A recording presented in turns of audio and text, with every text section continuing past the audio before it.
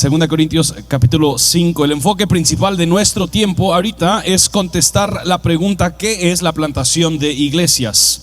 ¿Qué es la plantación de iglesias? Pero antes de que entramos a contestar esa pregunta, quisiera hablar un poco de una de mis historias favoritas. La historia de El león, la bruja y el ropero. Quizás recordarán que toda la tierra de Narnia, si lo han visto o han leído los libros, toda la tierra de Narnia estaba bajo la maldición de una bruja, y esta bruja tenía nombre la Bruja Blanca. Era una tierra, su maldición consistía en que toda la tierra estaba congelada. Decía Lewis, siempre era invierno, pero nunca Navidad. Estaba hablando con alguien el otro día que vive en Minnesota, y ellos dicen que está la parte de invierno romántica, que es noviembre y diciembre, antes de que llegas a Navidad, y después de Navidad está el invierno infernal, que es todo lo que simplemente es frío sin Navidad. Así ha de haber sido Narnia bajo la maldición de la Bruja Blanca. Y para C.S. Lewis, esta imagen de la nieve era muy importante. Y hay un párrafo en este libro con Edmundo, uno de los niños Pevensey, que siempre me ha gustado mucho. Y el párrafo dice lo siguiente, perdón que no tengo presentación y el lápiz así bien chilero y lo demás, así que algún día voy a llegar a tu nivel, Esteban, algún día. El párrafo dice así: ahora la nieve estaba derretida de veras, y en todas direcciones comenzaban a aparecer terrenos cubiertos de pasto verde. A menos que uno haya contemplado un mundo de nieve durante tanto tiempo como Edmundo, difícilmente sería capaz de imaginar el alivio y la esperanza que significaban esas manchas verdes después del interminable blanco. Para C.S. Lewis, esta imagen de las manchas verdes, del pasto que se está representando y surgiendo por fuera de la nieve, para C.S. Lewis estas son una señal del inicio del fin del reinado y la maldición de la Bruja Blanca. La presencia de Aslan y lo que Aslan iba a hacer en específico era destruir esa maldición que estaba sobre Narnia, la maldición que había dejado siempre invierno y nunca Navidad. El mundo era frío, congelado y muerto, y no habían señales de vida hasta que aparecieron esas manchas verdes. Y cuando hablamos de la plantación de iglesias a lo largo del mundo, recuerdo este párrafo, porque iglesias plantadas alrededor del mundo son una manifestación de las manchas verdes. Las iglesias son una señal de la primavera. El mundo está frío, congelado y muerto, y en medio de este mundo la iglesia existe como señal de la primavera, señal que testifica al triunfo de Jesús sobre el reino de las tinieblas y la restauración y renovación de todas las cosas.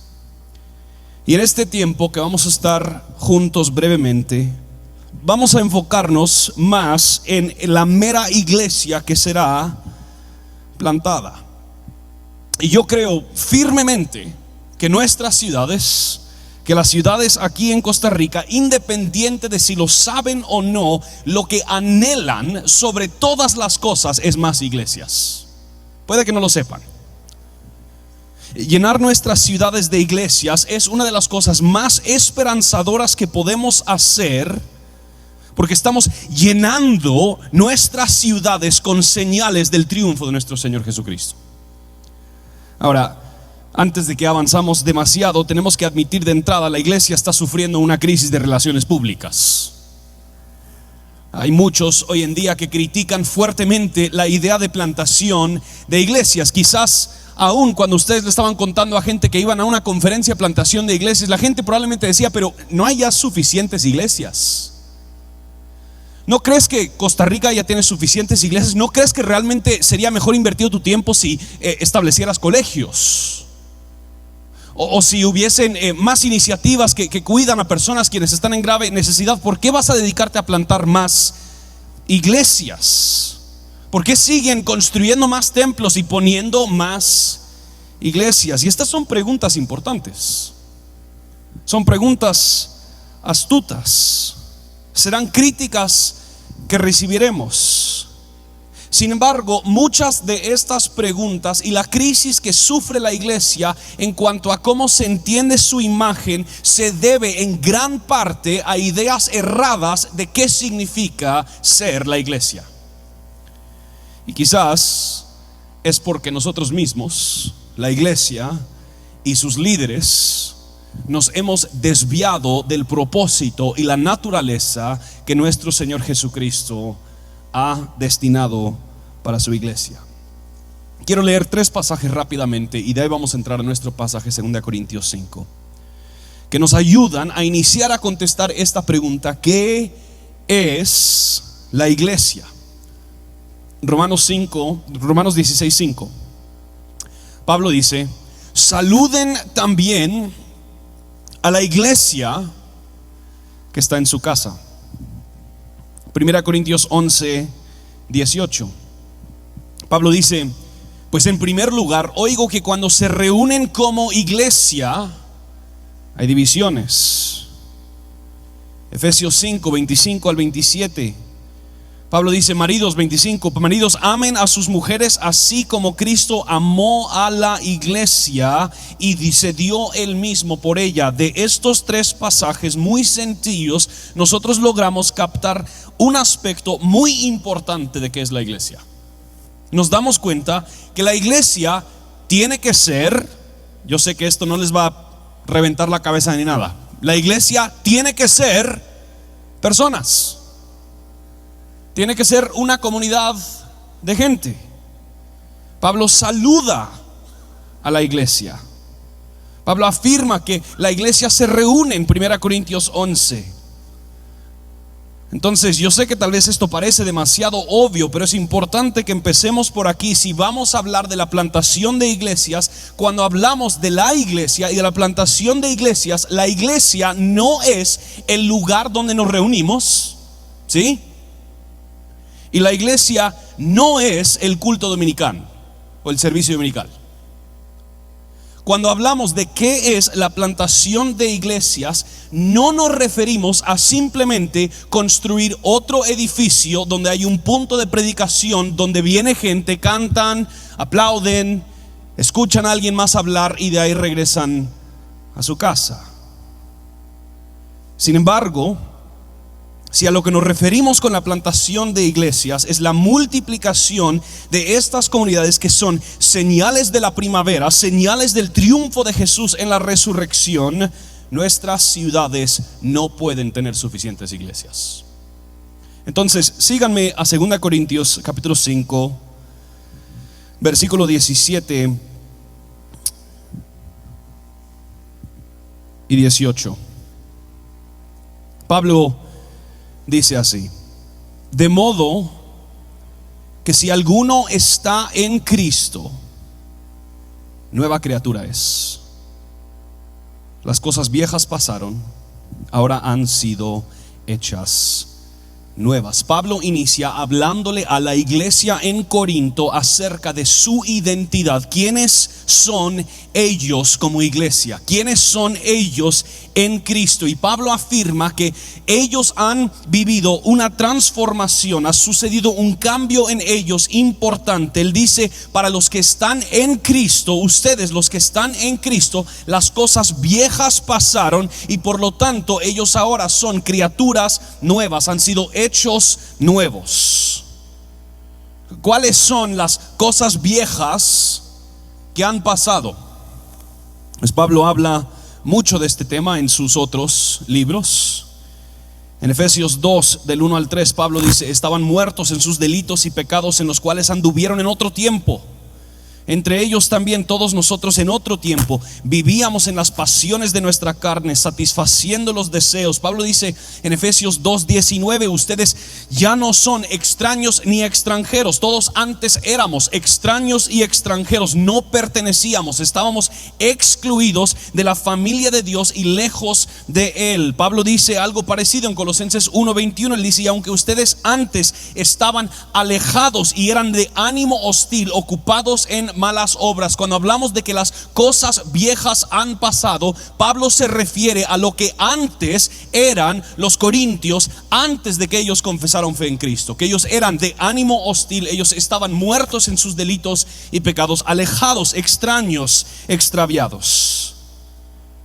El punto a lo largo de las escrituras es que Dios crea la iglesia de seres humanos quienes nacen en enemistad con Dios. Dios crea la iglesia de seres humanos quienes nacen en enemistad con Dios. Los bebés, por más lindos que parezcan, no son angelitos. Nacen con una inclinación de rebelarse en contra de Dios. Y si no me crees, dale a tu bebé otros 6 meses. La doctrina que es más fácil comprobar para cualquier persona que no comparte la cosmovisión cristiana, la doctrina más fácil de comprobar es la pecaminosidad del hombre. No tenemos que ver más lejos que el periódico para ver la tremenda maldad que está en la humanidad y que causa la humanidad.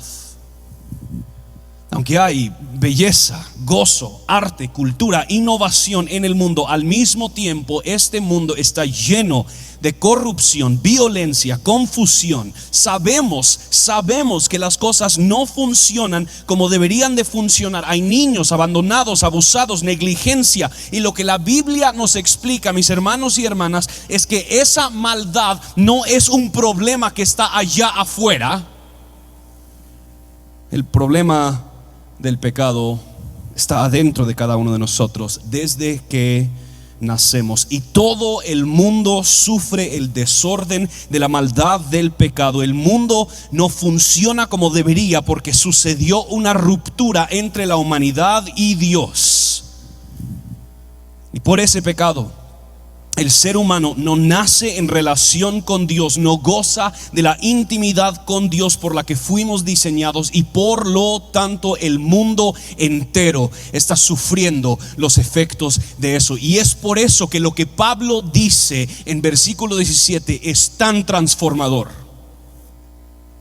porque Pablo dice: de modo que si alguno está en Cristo, nueva criatura es.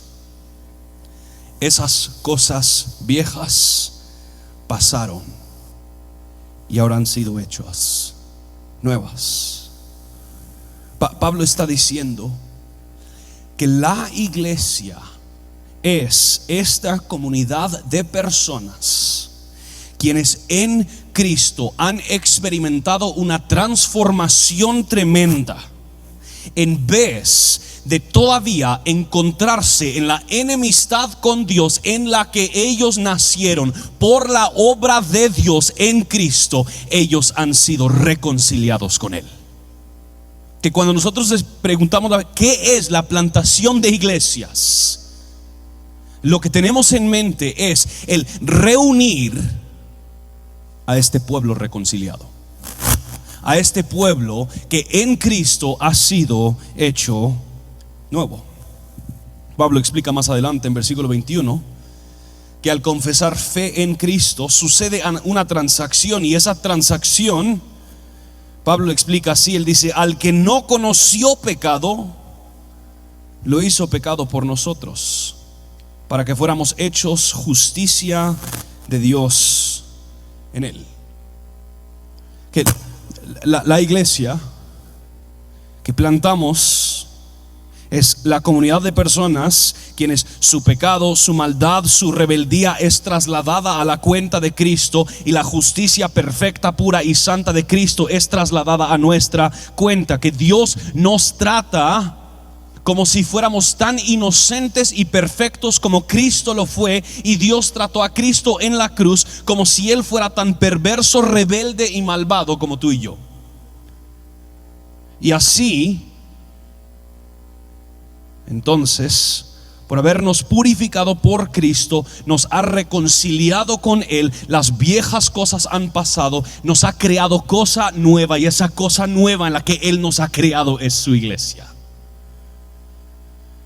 Las personas quienes creen en Cristo, las personas quienes viven esta transformación, ellos son la iglesia. Este pueblo reconciliado es lo que Dios está creando y diseñando alrededor del mundo. Ahora, esto tal vez parezca obvio, pero de verdad, hermanos y hermanas, pasamos tanto tiempo en talleres, en paneles, en enseñanzas acerca de plantación de iglesias, que lo que te quiere enseñar es cómo lograr una masa crítica en el salón donde se reúne la iglesia. Lo que te quieren enseñar es cómo puedes mejor llenar el parqueo ahí afuera, cómo puedes tener más actividades que pueda atraer a la gente, cuando la mera naturaleza de la iglesia no es simplemente reunir a los que estén interesados. La mera naturaleza de la iglesia es debido a obra de Dios en Cristo, al reconciliar a un pueblo de rebeldes pecadores quienes han visto a Cristo como su única esperanza. Y cuando hablamos de la plantación de iglesias, no tenemos nada menos en mente que la reunión de este grupo de personas cuya identidad es únicamente Jesucristo. Esta reconciliación, esta transformación tiene enormes efectos e implicaciones para ese pueblo. Solo déjenme tal vez dar algunos ejemplos. El que ha sido reconciliado con Dios sabe cuánto ha sido perdonado, y por lo tanto perdona generosamente.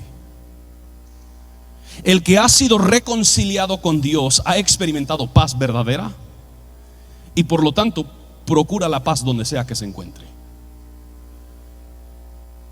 El que ha sido reconciliado con Dios ahora ha ordenado su vida bajo los mandatos de Dios, y por lo tanto es honesto, transparente en sus labores y trabajos. El que ha sido reconciliado con Dios ya no vive su vida para sí mismo, sino que procura servir a los demás.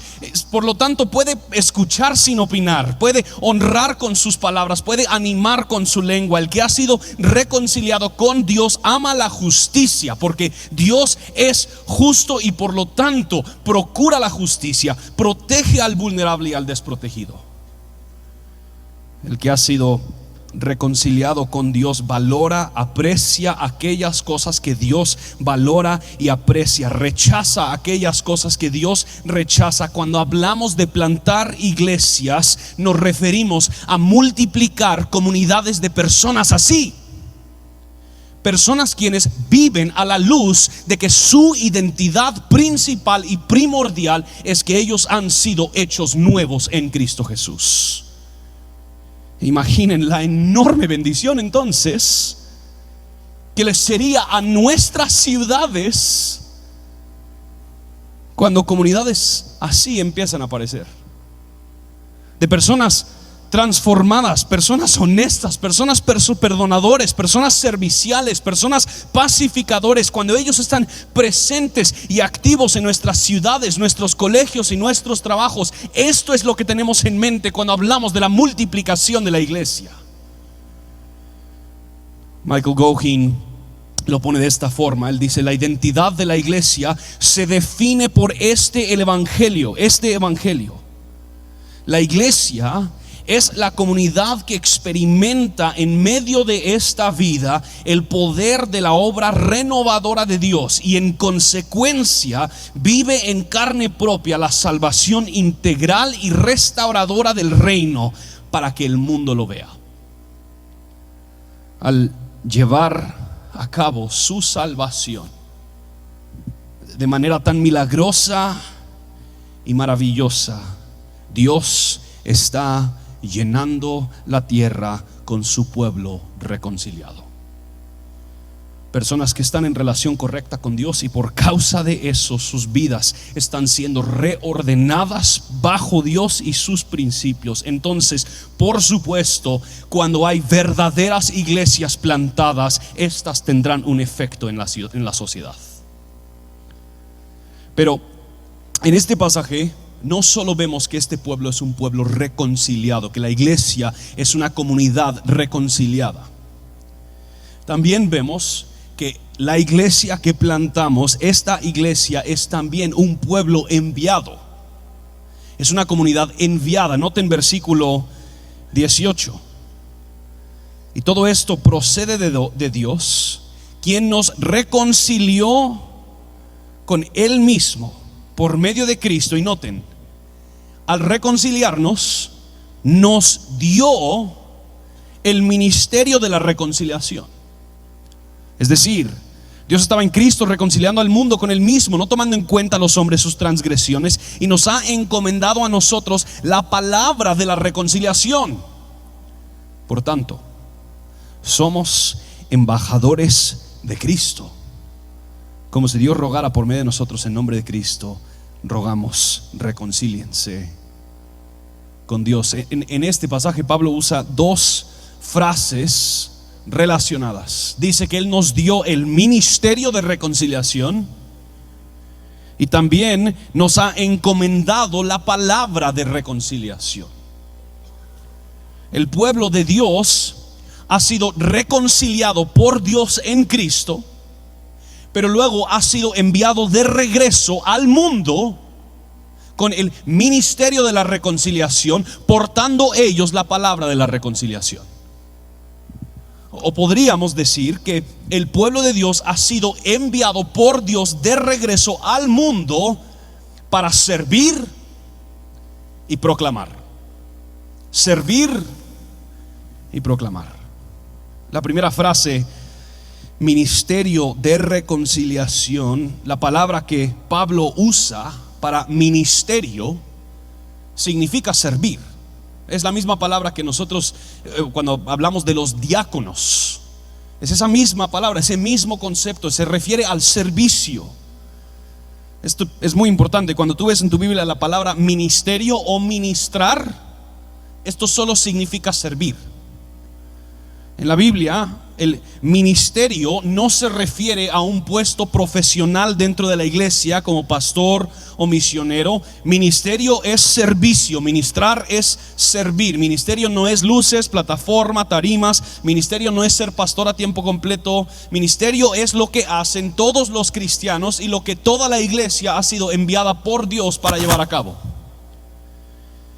Y Pablo dice que la iglesia que ha sido reconciliada por Dios en Cristo ha sido enviada de regreso al mundo, y tenemos nosotros un ministerio muy importante, el ministerio de reconciliación, que nosotros servimos de alguna forma. Pablo nos da mucha claridad, pero servimos de alguna forma en la reconciliación que Dios está llevando a cabo en este mundo. Esta idea de reconciliación es un término relacional. Lo que quiere decir es poner las cosas en una relación adecuada. Eso es reconciliar. Y específicamente se refiere a la relación entre el Dios y el hombre. Y entendemos que el problema central en el mundo es un problema relacional. La relación entre Dios y el hombre ha sido quebrantado por el pecado del hombre. Pero esta ruptura relacional ha creado todos los otros problemas que nosotros vemos en el mundo. Muchas cosas en el mundo no están en una relación adecuada porque el hombre no está en una relación adecuada con Dios. Entonces Dios inicia reconciliando a un pueblo para sí mismo, poniéndolo en relación adecuada con Él, y luego Él envía a este mismo grupo de personas de regreso al mundo para que ellos obren, sirvan en la reconciliación. Todo el dolor del mundo, todo el sufrimiento, la violencia, la maldad que vemos encuentra su raíz en que la relación con Dios ha sido afectada. Y hay muchas cosas que no están en una relación adecuada. Les doy solo algunos ejemplos, pero seguro que podrán pensar en otros. La humanidad no tiene una relación adecuada con el dinero. Esto se ve tanto en la avaricia como en la pobreza. La humanidad no tiene una relación adecuada con el sexo. Esto se ve en la pornografía, el adulterio, la prostitución. La humanidad no tiene una relación adecuada con su familia. Esto se ve en la orfandad, en el divorcio, en el abuso. La humanidad no tiene una relación adecuada con otros seres humanos, y esto se ve en el racismo, en la violencia. Y Pablo dice en Colosenses 1, es muy interesante, él dice que Dios no solo está reconciliando al hombre con sí mismo, sino que él dice que Dios está reconciliando todas las cosas en Cristo, tanto las que están en los cielos como en la tierra. Que su plan es reunir todas las cosas, tanto las del cielo como de la tierra, bajo el gobierno y el señorío de Cristo. Entonces, cuando Pablo dice que nosotros tenemos el ministerio de reconciliación, quiere decir que nosotros participamos de alguna manera en sirviendo a Dios, mientras que Él reconcilia y restaura todas las cosas. Que Dios está reconciliando todas las cosas en Cristo, y Él nos ha invitado a nosotros a participar. Donde hay dolor, este pueblo enviado son agentes de reconciliación. Donde hay conflicto, somos agentes de paz. Donde hay pobreza, somos agentes de generosidad. Donde hay abandono, adoptamos. Donde hay abuso, protegemos, rescatamos. Donde hay injusticia y corrupción, preferimos la verdad sobre proteger nuestra reputación. Donde hay tergiversaciones del sexo, del dinero, del poder, nosotros demostramos al mundo cómo se manejan estas cosas bajo el señorío de Jesucristo. Nuestra vida ha sido reordenada y reconciliada con Dios, y por tanto, donde nosotros vemos el desorden causado por el pecado, donde nosotros vemos que las cosas no están funcionando como deberían funcionar, nosotros, los reconciliados con nuestra esperanza puesta en el triunfo de Jesucristo, metemos nuestras manos a la obra siendo ministros de reconciliación. Él nos ha llamado a servir. Y cuando hablamos de plantar iglesias, nos referimos a multiplicar estos tipos de pueblos alrededor de nuestra ciudad.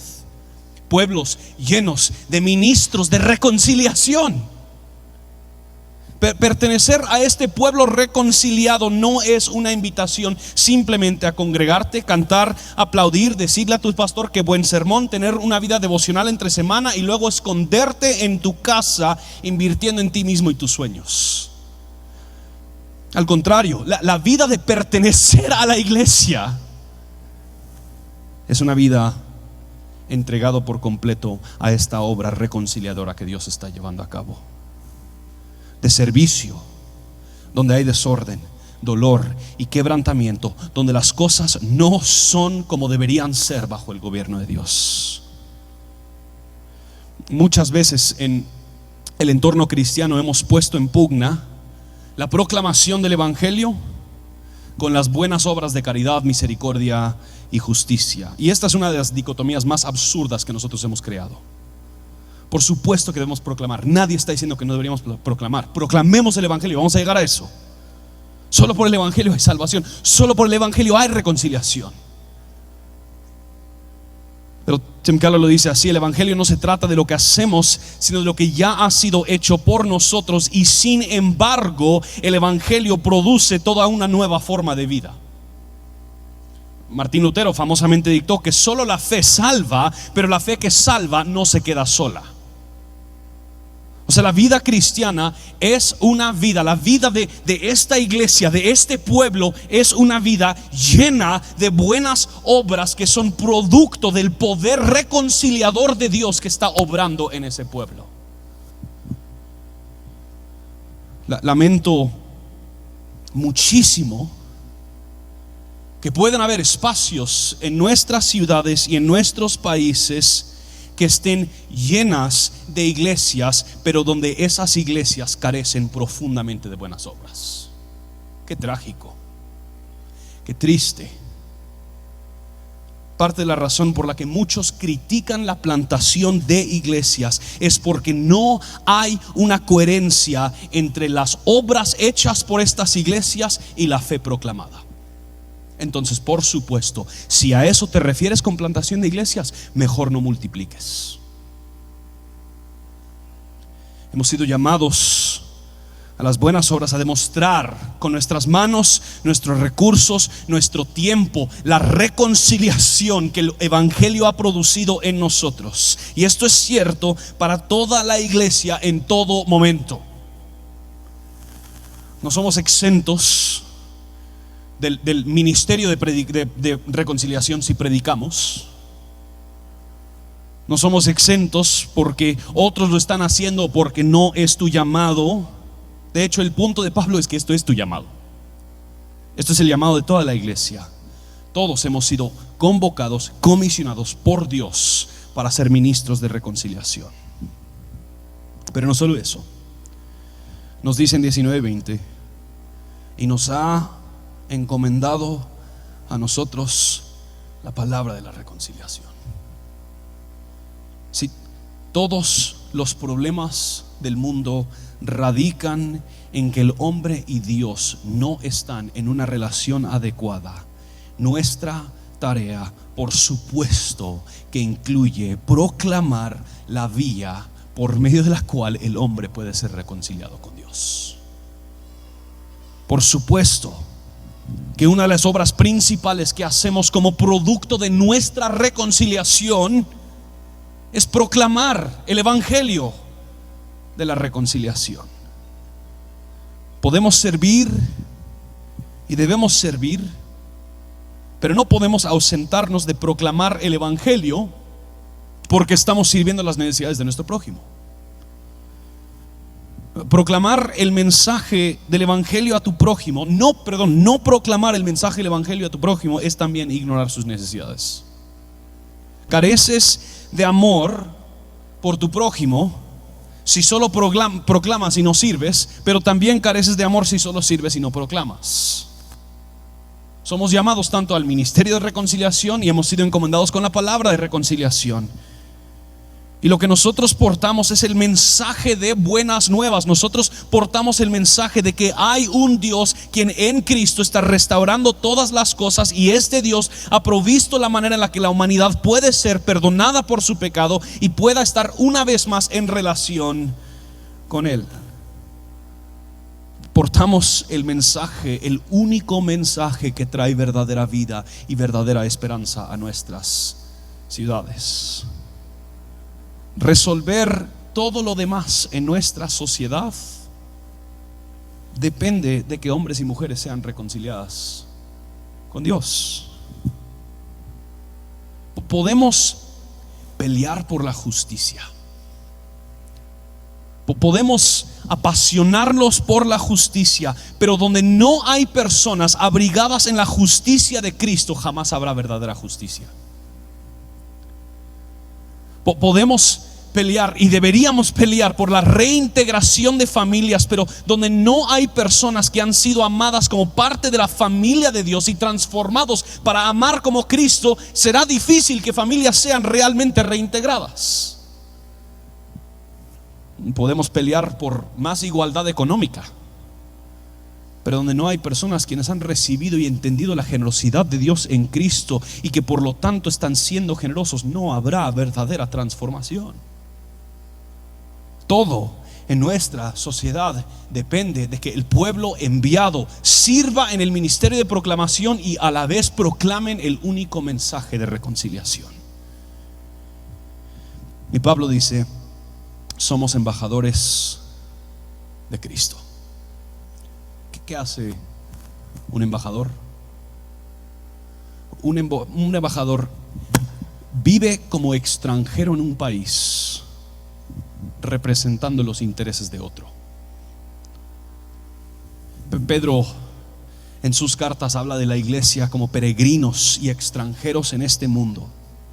que este mundo, mis hermanos y hermanas, no es nuestro hogar. Podemos profundamente amar Costa Rica, pero nuestra primera lealtad no es con Costa Rica.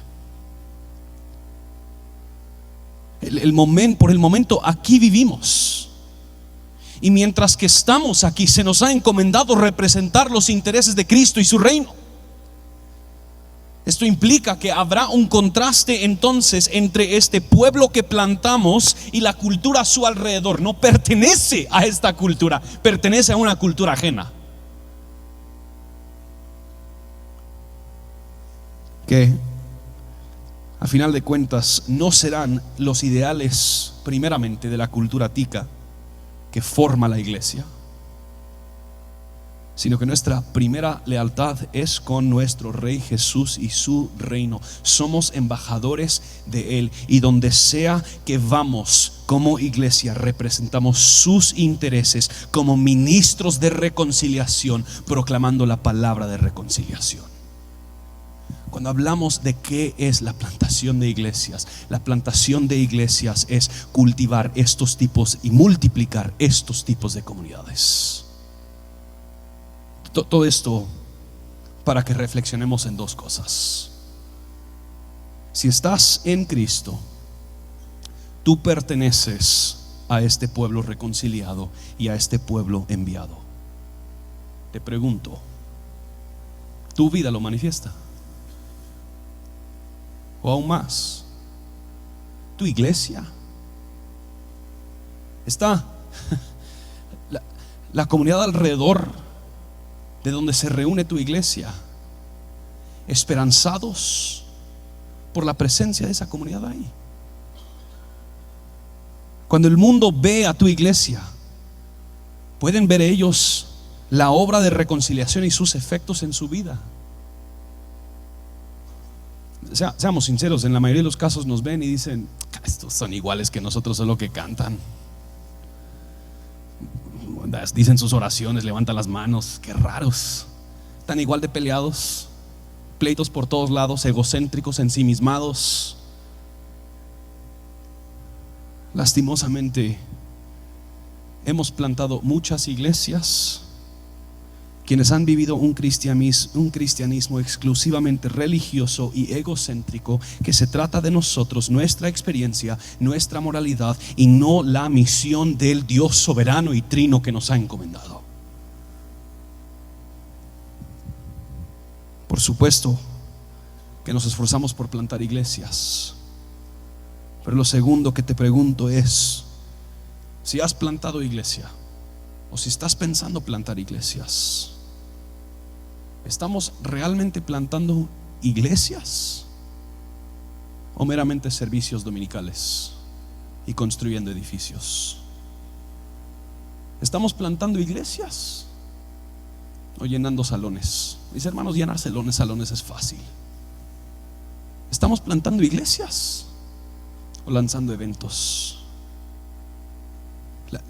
La iglesia reconciliada por Dios en Cristo, enviada por Dios con el mensaje de Cristo, es señal de primavera. Es señal de que la vida que Dios está obrando de la muerte se está empezando a ver. La iglesia es señal del triunfo de Dios en Cristo, que la maldad y la corrupción que encontramos en el mundo no tendrá la última palabra, sino que Cristo ha triunfado, y la iglesia avanza con la esperanza de que esa obra ya se ha llevado a cabo en ellos, y por lo tanto ponen sus manos a trabajar y obrar en la misión que Dios los ha dado. A eso nos referimos con plantar iglesias. Es el pueblo enviado al mundo para ser su reino de sacerdotes, proclamar su evangelio y manifestar sus propósitos. Padre, pedimos, mejor dicho, yo pido perdón porque yo me distraigo demasiado fácilmente con las ofertas baratas de este mundo.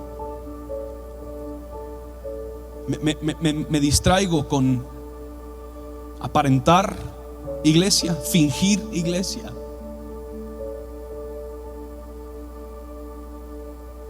Y sé lo que está pasando en la ciudad donde tú me has enviado.